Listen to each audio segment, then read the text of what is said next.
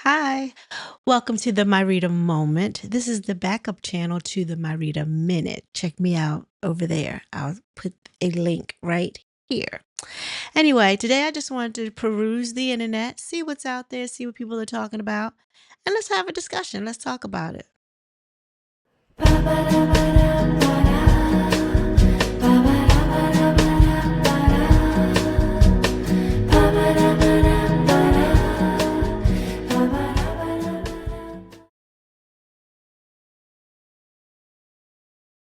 Hello again. Let's just peruse the internet streets and see what's out there. There's a lot of things going on. There's a lot of beefs going on. I really don't like to get into that, but I do want to make a comment regarding Funky Duneva and Michelle. I know they've been beefing for years for whatever reason. Um, Sometimes you do have to just move on. I'm not asking anybody to move on before they are ready to, but it has been a long time. Like, how long are you going to talk about how Funky done even messed up your place? We know that he messed up your place. We know that you were hurt behind it. We know that he tried to get over and not pay you anything. You had to garnish his wages. We know that. And I feel your pain because you actually helped him get to where he is today. And I don't know if some of that anger or regret stems from the fact that you helped this Negro and he surpassed you.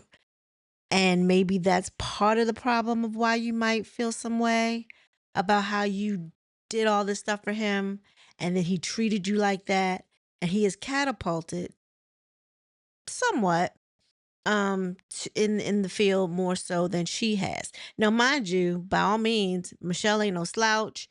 She's been around for ages. She's a writer by trade, I think, a journalist by trade. She started her straight with the A long time ago. Not disputing any of her accolades. Not disputing any of that at all. I listen to Michelle. I like Michelle, you know, but I get that, you might want to talk about how he did you. And obviously, she was dog hurt, clearly, and still is. Must be still hurt about how he treated her, how he exited her place. Um, and she gave him what she needed to catapult him to where he is today. He should be thankful, and I think he has thanked her somewhat. But it's gotten into a place where all he talks about is how she smell, which is so immature and juvenile. You know what I mean? I don't understand why he feels like that's his go-to when it comes to Michelle. Like, I guess that is hurtful when you have to resort to, oh, she smells bad, she's this, she's that. Everybody talks about how she smells, blah, blah, blah, blah, blah. I don't know if I believe that, but I mean, I'm not around. I don't know neither one of these people. But the beefs on the internet must stop. Now, granted, you give us content to talk about, so I'm gonna talk about it. But I just don't understand why these two individuals on both sides just move on. Now, how I don't know why Funky brought her up this past time. I know it has something to do with Quad because Quad on Married to Medicine, there's some ordeal, some drama building up on her man king, his exotic luxury car business or whatever was being sued or has been sued. Supposedly, this Rolls Royce is missing, came up missing. Someone that leased it sent it to them to lease out, I think, to help with payments. But you're not supposed to do that. Anyway, long story short, people are starting to now say that, the Rolls Royce that he gifted Quad on the show may be the missing Rolls Royce or whatever, even though the Rolls Royce in question is supposed to be gray. The one he gave her is white.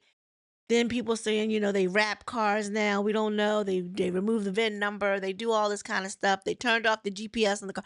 Anyway, bottom line, I don't know how I pointed back to Michelle, but Michelle reported on the fact that King's company was being sued. Quad is Funky Dineva's good girlfriend. They cool, they tight. And I guess they both got together because I don't know if either one of them cared for Michelle. So somebody must have mentioned that Michelle was the first one to talk about this ordeal, and Funky went the hell off.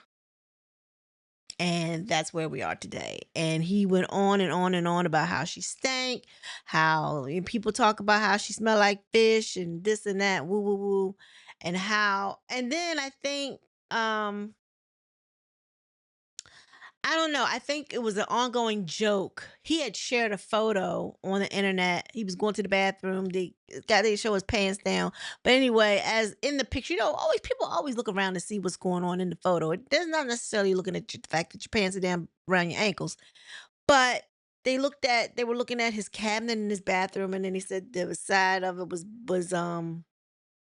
dirty or whatever, and it had like a little spot in the corner, like you could tell, like he don't do anything with his baseboards at all. I don't know, something like that. Anyway, it was being real petty. Okay, her and Tasha K. And then he went on with talk. He talked about Tasha K, talking about how he gonna slap her when he see her the next time. I'm thinking to myself, that's not cool. You put that on video. You threatened her. She could easily take that to court, get a restraining order or whatever. Cause you put it on video and people, and it's out there in the interwebs that you threaten this lady that you're gonna smack her the next time you see her, and ready to, go toe to toe with her husband in and if that happens. The beefs on the internet are crazy. Like, why can't we just come down here and do our content, right? Obviously it's public information. Whatever happened with what was going on with King's business, and I'm not saying that King had anything to do with it. He's not like he's the sole owner.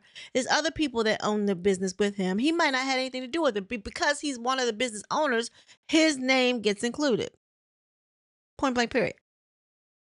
Okay. She was doing her job. She's a content creator. That was the content. She's part of Married to Medicine. King wouldn't even be even a mention had Quad not sprung him into the limelight. You should have known that it was only going to be a matter of time that somebody was going to dig something up on him. When you put yourself out there as a public figure, all that comes with the territory. All that comes with the territory. Unfortunately, sometimes it's good, sometimes it's not so good. But it is what it is. And I don't know if Quad and Funky Dineva had a conversation and he just went in on her or whatever. And then he started talking about other stuff. He threw other people under the bus saying, yeah, y'all know when Michelle was on Nene Leakes podcast, and evidently one of his good friends was helping Nene Leakes behind the scenes with that. And evidently he ran into Michelle, and must have ran back and told Funky about how she smelled or whatever, and then threw him under the bus.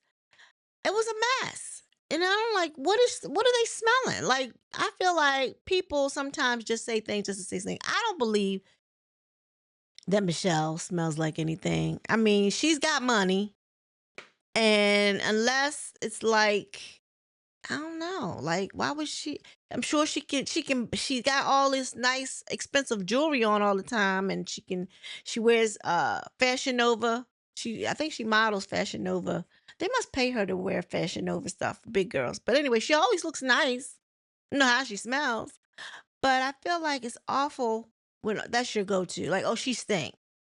Okay, well, maybe she has an odor problem. I mean, there's medication for that, right?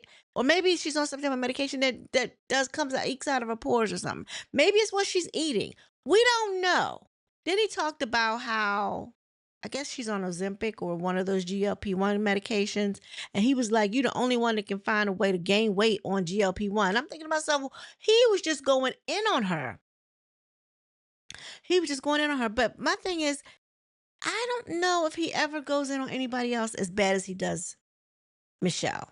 It's like whatever their fallout was, however they fell out, they've never repaired that. They can't even get to the point where they don't even just speak on each other. And when they do speak on each other, it's bad. And Michelle will post things about him being junkie Daniva because she says allegedly he's on some type of illegal substance and he has a problem, even though he didn't kind of deny it when he was bringing it up that she was saying all these things. He was like, well, so what? I'm like, oh, that's not how you want to respond to that, junkie. But anywho, it's a mess, and it's not just their beef. There was other beefs in the beef sector, and they were going back and forth. It was a mess over here. Like, why? I don't do white content creators or any other nationality content creators go back and forth with their competition. I mean, I can understand. I'm out here on my own. I ain't in competition with nobody. I come out here, I read what's on the blogs. I try to pull, legal content from the different sources. If there's someone going to court, someone going to jail, someone being accused of something, I try to do my due diligence and finding the information on my own. And I just come out here and do this because I like this. This is the space that I'm liking right now. And for right now, this is where I am. I have my main channel, which is the Myrita Minutes, and I have this backup channel, which is the Myrita Moment. And I am happy for anybody to come over here and join me. Let's talk. Let's clear out of the pettiness. I don't care about nobody else's beef, what's going on. I just feel like when you're at a certain age, you need to rise above certain things. Like, don't let nobody bring you down to wherever they are at their level. You know what I'm saying? Funky doesn't even got a problem with Tasha K. Then he can have a problem with Tasha K. But use your words like you've been doing. Well, you ain't got to threaten to slap her when you see her. Why you need to get physical? Leave it at the word battle. Leave it there. Use your words. If you feel like you have to say something or get across to her a certain feeling or whatever, I advise you not to want to put your hands on her because that could go so bad on so many levels. First of all, they would sue the pants off you because she's lawyered up. Ever since Cardi B, she is lawyered up and she ain't stopped. People keep coming to her and she's ready for them. Kevin Hart, Matt Barnes, um, what's the preacher's name? The angry preacher, cussing preacher, whatever. I think all these people have come at her and her thing is like, look, I'm ready. She's lawyered up. She's learned a lesson from Cardi B. If anything, she's learned how to lawyer up and fight her battles in court. So I don't know if that's the way you want to go, Funky. Secondly, you don't want her husband to put his hands on you because I'm sure I've seen you. You look a little frail. I'm not saying you can't swing or land a punch, but I've seen her husband and I've seen you. And I don't know. You might want to bring TS with you. Anywho, I digress. I'm sorry. All I'm saying is I'm not getting into that. The petty beefs are over there and let them stay over there. We, on the other hand, are going to peruse the interwebs. So let's start. We're 13 minutes in now. I had to say that just because I've been dying to say that stuff is shit. That stuff is dumb and stupid. But we're not going there. All right, so let me share my screen. So I'm here on Sandra Rose. Shout out to Sandra Rose. And I have reported on my main channel that they were going to remove Morris Johnson as being Uncle Ted on Beyond the Gates. Well, evidently, these are rumors, according to Morris Johnson. He said last week it was reported that Beyond the Gates original cast member Maurice Johnson departed the show and was replaced by actor Keith D. Robertson. Now, I remember Mr. Robertson. I remember him from a couple of things, but what stands out is Dreamgirls. Maurice's departure was the CBS soap opera's first casting shakeup. Maurice played Dr. Ted Richardson, a plastic surgeon whose world was about to be turned upside down by his secret daughter and his scorned baby mama. But Deadline.com reported that Maurice was out and Keith is taking his place. The news hit Maurice's fans hard. They took to Twitter page to ask if the news was true. And I kind of felt like, that's awful soon. And I said, we've just gotten used to seeing him. It's going to be hard to It's hard anyway when they replace their characters on soap operas. It's hard when that happens because then you got to use to another person in that role.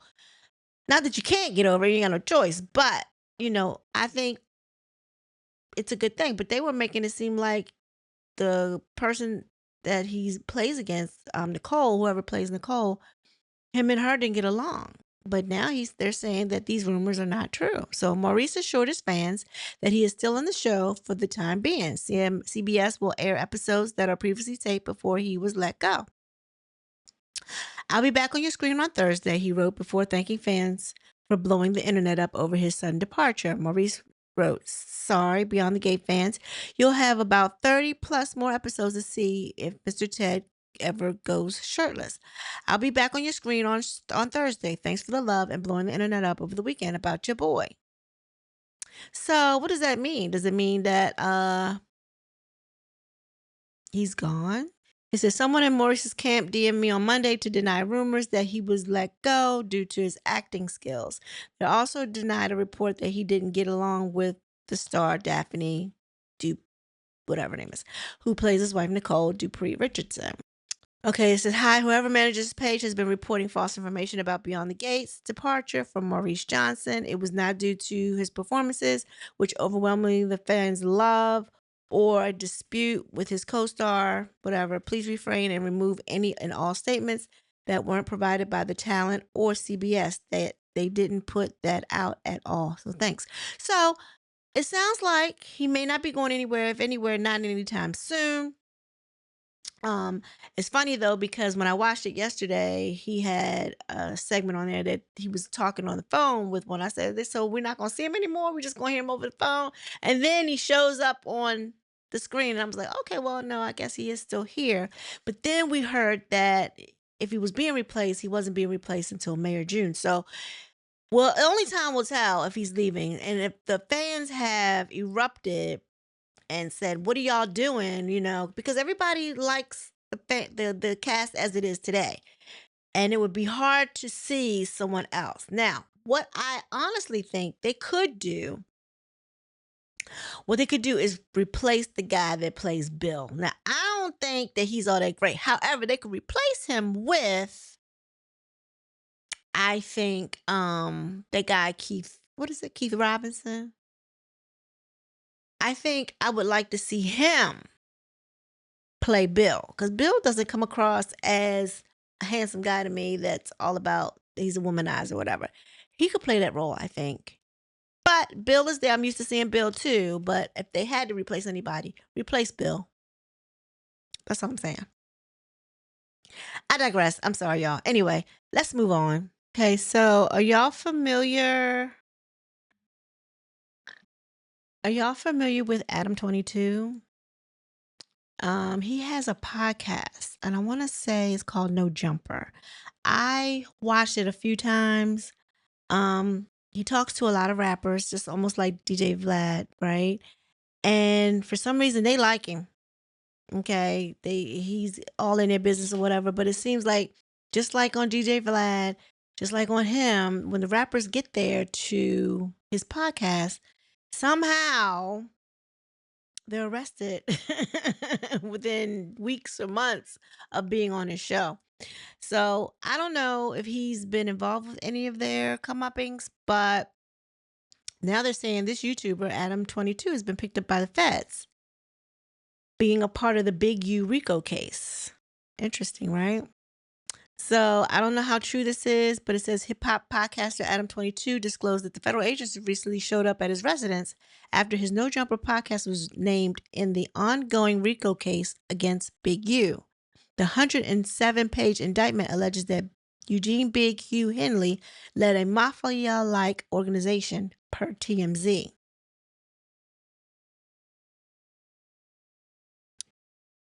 That's crazy, right? These bananas in here like that, boy. That's so crazy.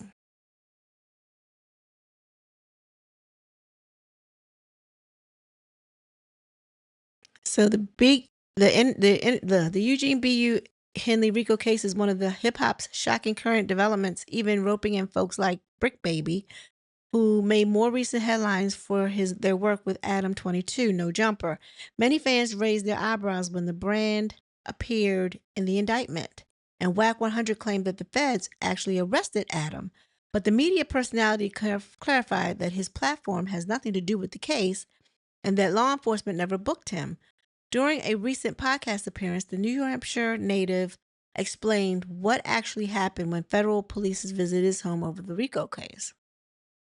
Neither Adam 22 nor No Jumper faced criminal charges, as he revealed that the only thing they wanted to see was a cease and desist that Big U previously sent to the outlet. This was due to Loose Cannon's claims on the podcast that Henley had information on the murder of Nipsey Hussle prior to his execution, a notion that Henley denied outright. Adam previously spoke on the situation to TMZ, going into more detail around the legal implications it suggests. Wow, this is crazy. Wack got an overaction imagination. Wack got an overactive imagination, to say the least, Adam 22 said of his federal run-in. I was not picked up by the feds, but they did pay a visit to my residence, and my lawyer spoke to them, and they made it clear that I'm not in any kind of trouble right now. I'm not being investigated, but what they did want to get their hands on, which is kind of crazy, is that they wanted to see the cease and desist that we received from Big U maybe a year ago. And so the feds were interested in that, which is very interesting to us, Adam 22 continued, because that makes us think, like, why are they curious about that? There's nothing about that in the original indictment or criminal complaint. So very suspicious. Really makes me wonder what the feds are investigating exactly when it comes to Big U. But as far as myself, I wasn't locked up. We'll see how the Big U case develops in the near future. So he's saying so let's read more. Big U's case. Let's see. So Big U, RICO case, all the celebrities mentioned in the federal papers. Federal authorities have launched a significant crackdown in Los Angeles, resulting in the arrest of Eugene Big U Henley, along with several associates. Henley, a former leader of the Rolling 60 Crips, has long been a figure in both the music industry and his community, often portraying himself as an advocate for change. However, a federal prosecutor alleged that his ties to organized crime remain strong. According to a newly unsealed affidavit, Henley is accused of orchestrating a criminal enterprise that engaged in extortion, robbery, fraud, human trafficking, and even murking. The affidavit and criminal complaints names Henley alongside 6 co-defendants: Sylvester Robinson, Mark Martin, Tremaine Ashley Williams, Armani Effecci, Frederick Blankton Jr., and Tiffany Sharika Hines. I don't know none of them people. The federal complaint details an alleged organized crime network referred to as the Big U Enterprise, which authorities say functioned in like a mafia-like manner. Investigators claim that Henley utilized his reputation and longstanding ties with the Rolling 60 Crips to intimidate individuals and businesses into compliance. The indictment charges are as follows: racketeering conspiracy, robbery and extortion, transportation for prostitution, bank fraud, wire fraud, obstruction of justice and evidence tampering, murking, and kidnapping. Why are they putting all these? Okay, I don't know. I don't know anything about Big U. I've never even heard of Big U until now. I don't know anything about these gangs. I have heard of the Rolling 60s in other articles that have come up, but this is so crazy, right? A key aspect of the indictment involves the infamous check-in scheme. I don't know what is that.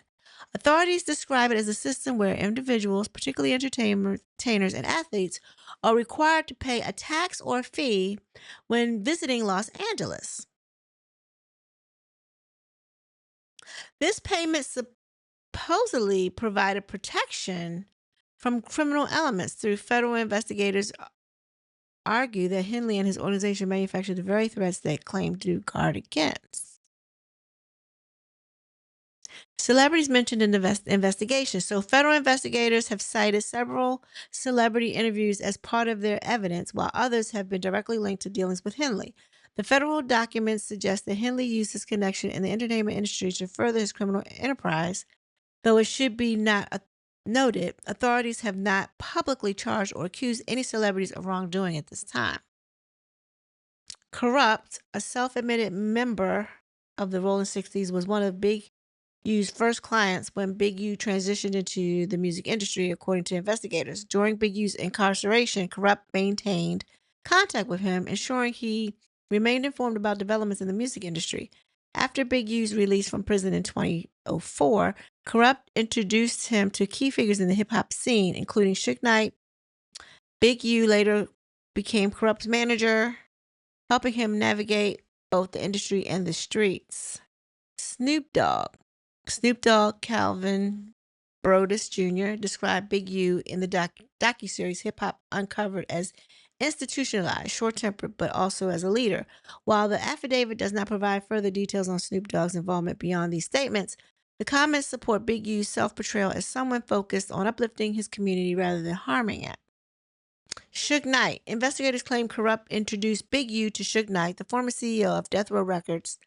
Upon Big U's release from prison in 2004, Knight reportedly provided him with financial support. In return, Big U reported claim to have later bailed Knight out of jail and covered his legal fees.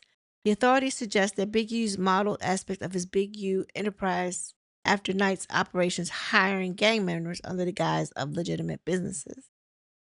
Nipsey Hussle. Big U's formed a relationship with Nipsey Hussle.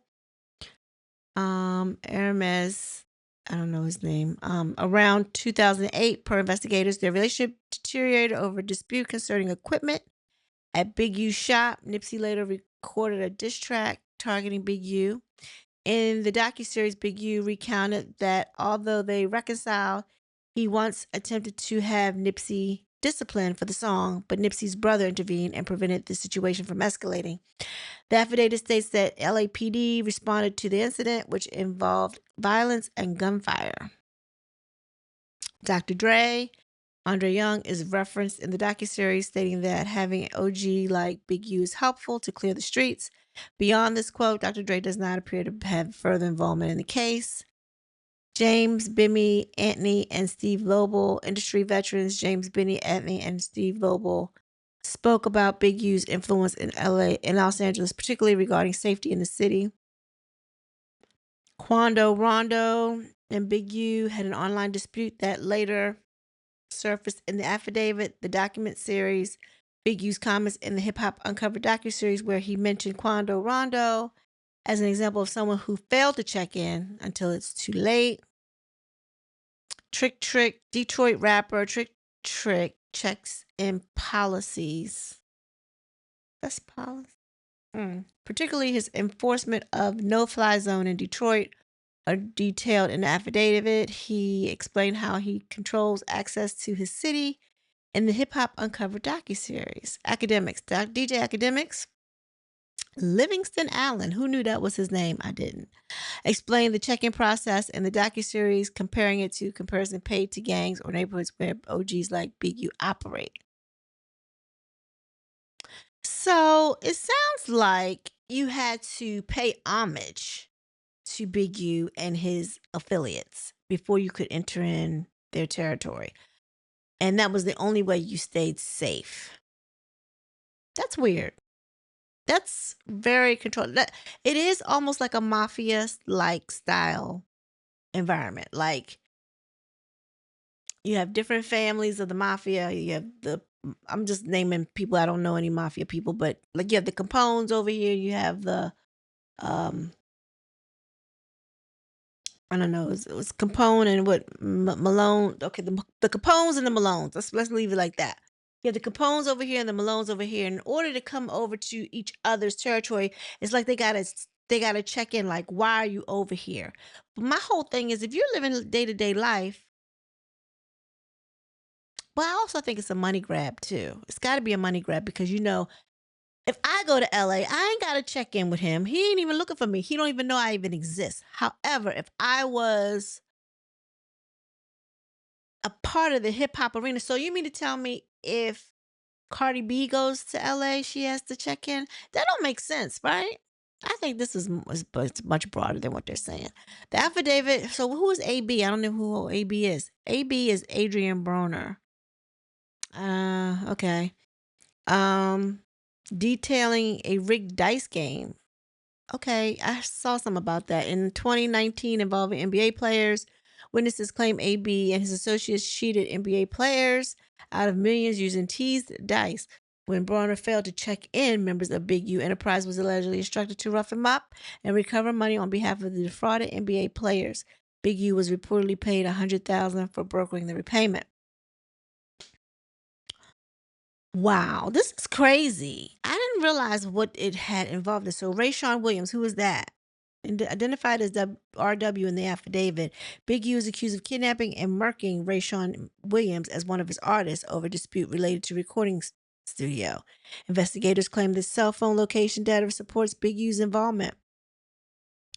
No Jumper and Vlad TV. The affidavit references an interview on No Jumper in which Terrain Ashley Williams, aka Loose Cannon, discussed crimes and his role as Big U's right-hand man. It also cites a segment from both No Jumper and Vlad TV alleging that Big U attempted to have certain interviews removed from these platforms. Both DJ Vlad and Admin22 later stated that their content had no involvement in the crimes mentioned in the case. So that's why I guess the FBI wanted to, anyway, so that's crazy. This is crazy. So WAC 100, the federal documents reveal tension between WAC 100 and Big U. Federal authorities allege that Big U made threats against WAC 100 and intercepted conversations, even discussing a possible attempt on WAC's life. Court documents mention identified rappers RR and MM, widely speculated online to be Rick Ross and Meek Mills. Alleged allegations stem from No Jumper's interviews where Williams claimed they held Meek Mill's ransom for $50,000, which RR ultimately paid. P&B Rock, his affidavit cites an interview where Williams, they're just strong arming these people. They are strong arming people in the industry.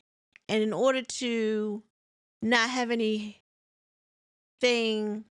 happen to you, you got to pay a fee. It's like, that's weird. Wiz Khalifa and T.I. Big U allegedly demanded $30,000 for an event expected to feature Wiz Khalifa and T.I. When they did not appear, Henley and his associates extorted the event promoter, forcing them to pay the sum.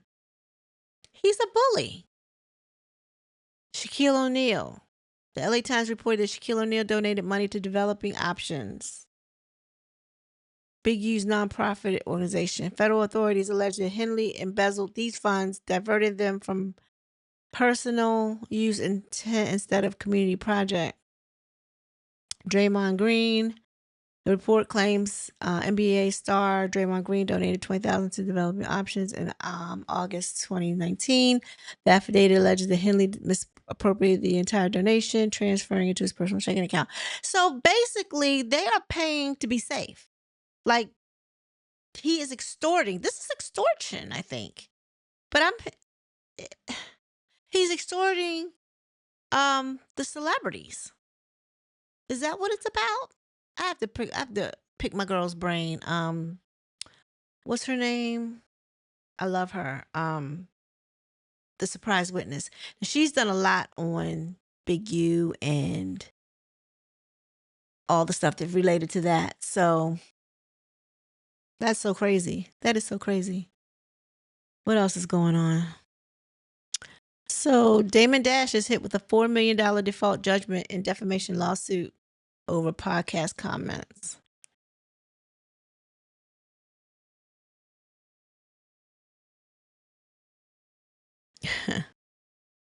The movie and music producer is facing a significant financial blow after being hit with a $4 million default judgment in a defamation lawsuit filed by Josh Weber.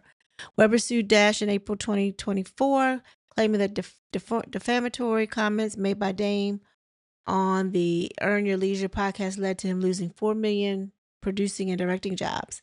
During the show, Dash allegedly stated, "I had a judgment and I knew this dickhead, Chris Brown, and Josh Weber and Muddy Waters What I lost was defamation because these guys trigger me and steal my shit. You think there's freedom of speech? It really isn't.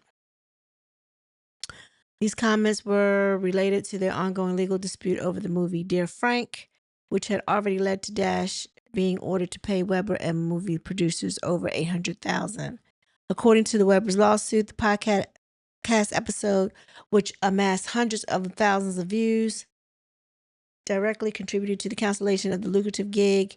He claims the production company cited Dash's accusations of theft as the reason for pulling the job. Dash has yet to respond publicly to this latest financial blow.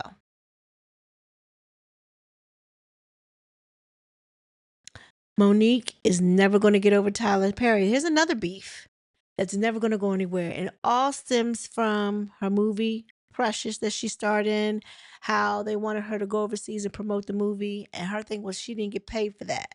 Now, we know that celebrities, when they do movies, they're supposed to do a movie circuit, right? Or they do the promoting thing, right? Once, so to get it out there. And I guess she said she had done all she was going to do for this movie stateside, but Oprah as well as Tyler Perry called her up and wanted her to go overseas without paying her, without even, paying for her room and board. Like, she had to do everything on her own. Like, no. I don't blame her, though, to a degree. Like, y'all didn't pay me for that. And my stint with Precious is over. She got $50,000 for that movie. That was it. And it was a great movie. But it says Monique will not let up on Tyler Perry anytime soon. During a live stream with fellow comedian Red Grant, she went off on the filmmaker, once again accusing him of hypocrisy and mistreatment. I'm not difficult to work with. I'm just not going to put up with no foolishness. It's not that I'm not going to. I'm not going to let you treat anybody else bad that we're playing with. So I think that the misconception came from Tyler Perry, she explained. Monique has long claimed that Perry played a key role in blackballing her from the entertainment industry by labeling her as difficult to work with. She alleges this perception began after she refused to do unpaid promotional work for Precious, the 2009 film Perry co-produced alongside Oprah Winfrey and Lee Daniels. The fallout from that decision, according to Monique, led her to be ostracized in Hollywood. During her conversation with Grant, she doubled down on her criticism of Perry, calling him a hypocrite and referencing his recent speech at Angie Stone's funeral, where he called for fair treatment of Black women in the entertainment industry. Angie Stone was a fighter, baby, and watch that man up there be hypocritical over top of my sister. No, sir, you cannot do that, because if it was any other way around, I know my sister would have done the same thing, she stated. She then took a sharp jab at Perry, drawing a distinction between him and his famous alter ego Madea. Madea is a far better human being than Tyler Perry. Madea is a far better human being, because of the principles and the values that she stands on. Once he goes back to Tyler Perry, he drops it all. As of now, Perry has not yet responded to Monique, and he's not going to. He's not going to. He know that is a road that he does not want to go down, because she is never going to get off of it until he makes it right with her in her eyes. That ain't happening. That ain't happening, because she's looking for an apology from him, and she's looking for an apology from Oprah. And I don't think she's ever going to get neither one. My personal opinion. What else is up here? Who is rapper Young Scooter? He was killed on his birthday. Well, there he is, but I don't know nothing about him. He was killed yesterday. Tragically, on his 39th birthday. Oh, wow, that's crazy. At this time, it remains unclear how Scooter died, but social media has quickly begun buzzing with rumors surrounding his passing. Many have speculated that he was killed by police, though that has not been confirmed. Born on March 28th, 1986, Scooter became a significant figure in Atlanta's hip-hop community. His music career began in 2008, and his breakthrough came with the 12 mixtape Street Lottery, featuring his massive hit single, Columbia. The success of Columbia led to an official remix featuring Rick Ross, Birdman, and Gucci Mane. Additionally, Lil Wayne covered the song for his mixtape dedication, 5. Throughout his career, Young Scooter collaborated with notable artists such as Future, Gucci Mane, and Young Thug. His guest appearance on Future and Juice WRLD 2018 track Jet Lag marked his first entry on the Billboard Hot 100, peaking at number 72. Another notable song includes Dodo with Future and Guap alongside Young Thug's Guavo and Offset. His untimely deaths, especially on his birthday, is a devastating loss to the music community. Our thoughts and condolences go out to his family and friends, fans during this difficult time. I don't know anything about him. I don't know any of those songs, and if I do, if they haven't been played on the radio, I don't know anything about it. That's unfortunate though, didn't even make it to 40 and then to die on your birthday. That's awful. Now I really didn't want to go here, but I'm gonna have to. So Marcel Scott arrested for allegedly speeding warrant. He was arrested in Alabama, but it seems the charges are minor. He's already out of jail. The Love and Marriage Huntsville star was popped Friday night in Madison County, and according to jail records, he was allegedly speeding and had a failure to appear warrant in the system.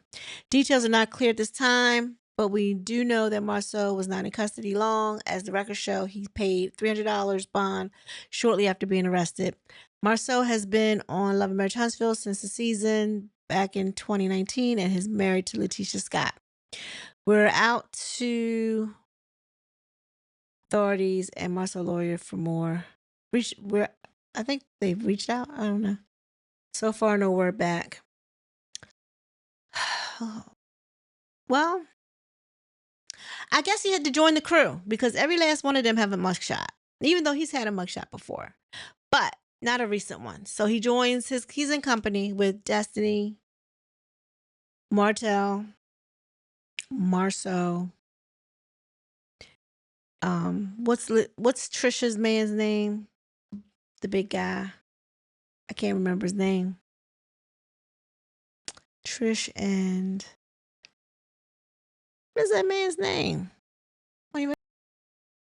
Ken. I don't know why I couldn't think of his name. But yeah, Ken has a mugshot. Stormy. Does Stormy have a mugshot? I don't know. She might have money and didn't get one, but I think she has a mugshot anyway. So nothing big, nothing to see here.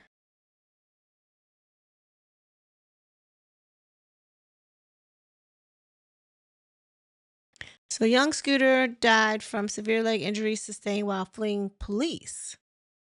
He was fleeing the police when he allegedly, I guess, severely hurt his leg while jumping over fences and died of that injury. That's crazy. Why were you leaving? Why were you fleeing?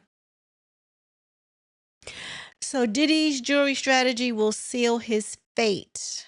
Why is Dr. Phil speaking on that? The Diddy trial could begin and end with his jury deliberation because the composition of the jury could determine whether Diddy spends the rest of his life in prison or goes free. TMZ breaks down the factors in selecting a jury of Diddy's peers in our new documentary, The Downfall of Diddy, His Defense, available now on Tubi. So Dr. Phil, a former jury consultant who masterminded Oprah's big win in the Texas beef trial, says it's critical to find open-minded jurors, and it's not as simple as asking if they're open-minded. One way to root that out, asking prospective jurors if they've ever held a strong position and then changed their minds. The jury consulted for the defense in O.J. Simpson murder trial talked about the need to find jurors who are comfortable talking about lurid sex. There's also strategy in finding a diverse jury and whether to favor men or women, black or white jurors. We assembled a mock jury for our documentary, which deliberated, argued fiercely, then voted on whether Diddy was guilty or not. Will Smith confronts Chris Rock's Oscar slap on new album. Do we care? I don't care about that. Diddy's race will become an issue during trial. In this climate, that race don't mean nothing. In today's climate, it's not going to help him. As a matter of fact, it's going to be a hindrance. So, sorry to say, but it is true.